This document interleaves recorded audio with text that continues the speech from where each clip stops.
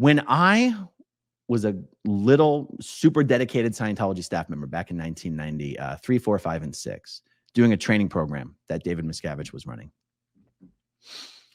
I remember my frame of mind that I got into with David Miscavige.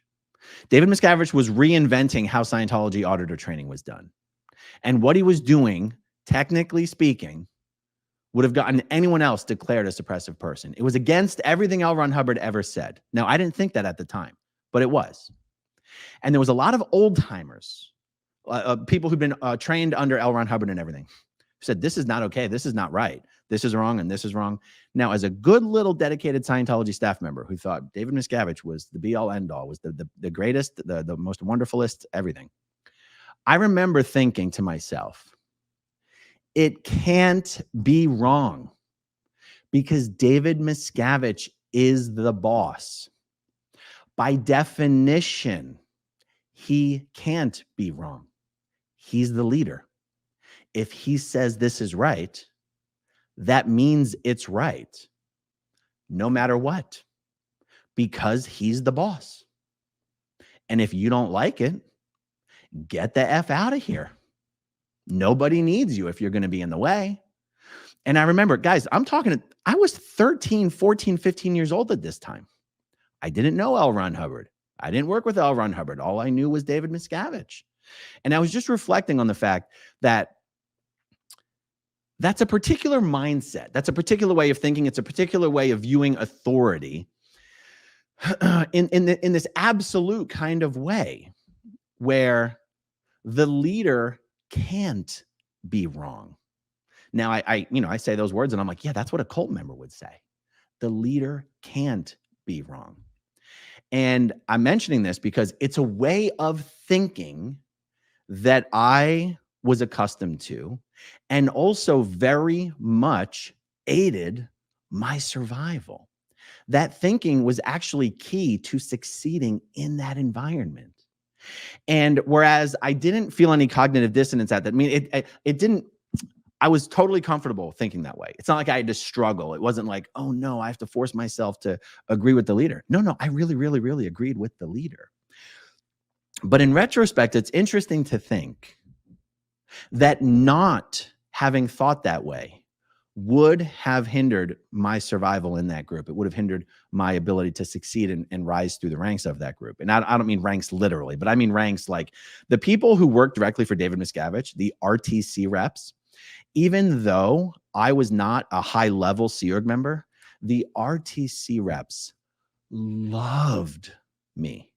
They loved me, and they protected me because they knew I was ride or die for David Miscavige.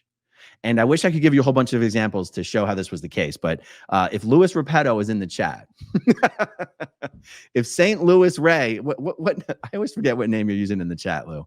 But are you in the chat, Louis? Louis and I were in the Sea Org together. Louis can tell you how much those RTC reps rode for me because I rode for David Miscavige. And I'm mentioning this because I think I have not given enough thought or been aware enough of how that way of thinking, how I carried that with me after Scientology. I forget what the damn question I was responding to is, but I totally forget, but I'm just going to keep saying what I'm saying. I don't remember what the question was. They arrested him and took him down to the station. That's incredible. I'll definitely get back with DOA after this. When I was on the board of the Aftermath Foundation, well, before that occurred, Mike Rinder, I hired Mike to work for me in my business. Mike Rinder was working for me in my hedge fund research business. I didn't have hero worship of Mike at that time because I didn't need to. I was the boss. And then we do the Aftermath Foundation. It was Luis Garcia's idea. He called me. He sold me on it. I sold everyone else on it. And there was now a little bit of this hero worship thing going on where Mike can't be wrong. And I remember when Mike and Leah were doing the show, about season 2 or season 3, a lot of people started complaining to me about how they had been treated on the show. And this is something I was thinking about deeply last night. I remember I was incapable of wanting to hear or care about what those people were saying to me at the time. What was going through my head was like, you need to just shut up about this. Why do you keep saying this? You're going to ruin everything. Like, that's kind of what's going on in my mind.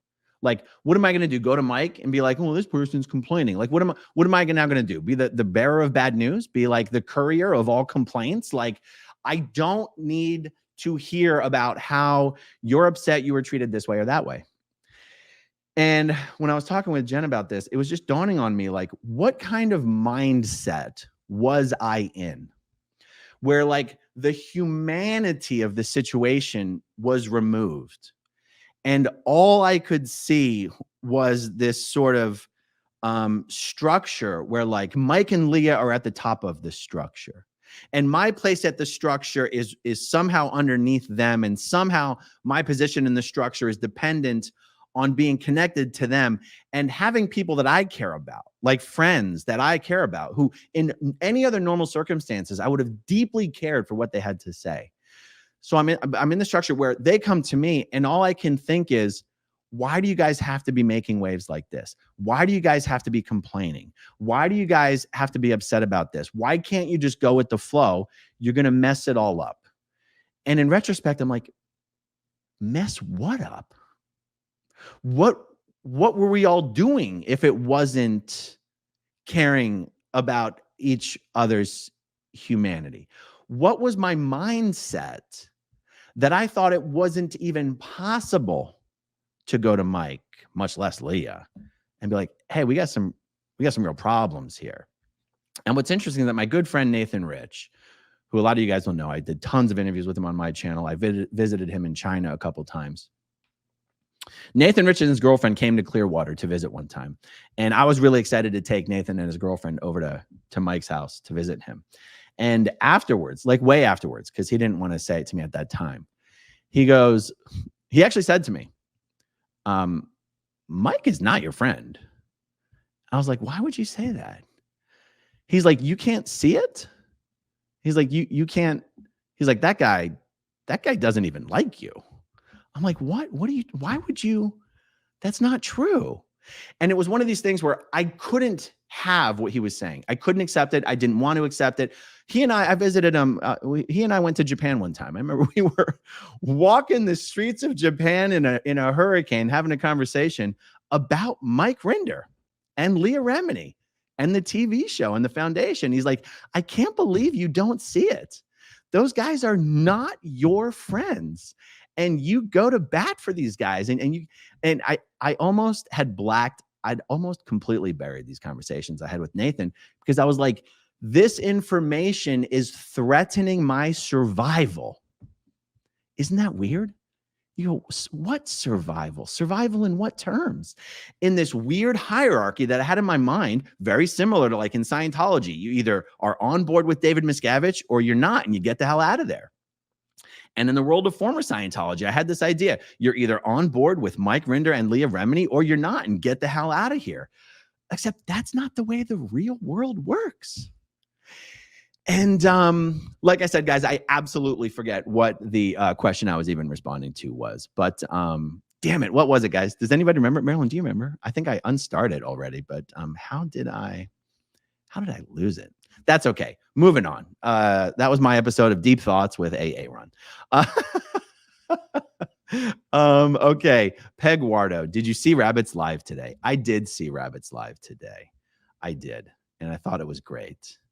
You know what I'm mentioning all this? Because just like Nathan's been telling me for years, that he's like, Mike's not your friend. There's other people in the last few months who've been telling me something similar about someone else. I was like, no, you don't understand. You don't understand. And I think I just very much am not entirely aware of the ways in which I have carried forward with ways of thinking that became normalized to me when I was in a cult as a child. And you can't see your own blind spots, and that's why they're blind spots. So honestly, it's one of the reasons I feel so good right now. Like I feel like a weight has been lifted. I feel like something I've been lying to myself about very hard, that my face was shoved in it strong enough that I could not lie to myself about it anymore.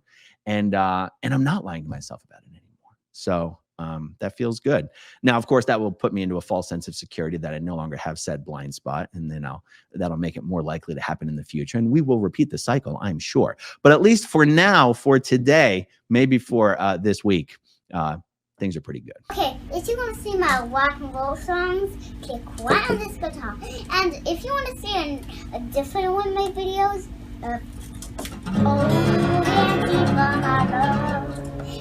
then you could click right inside here. If you have subscribed or not, subscribe right here.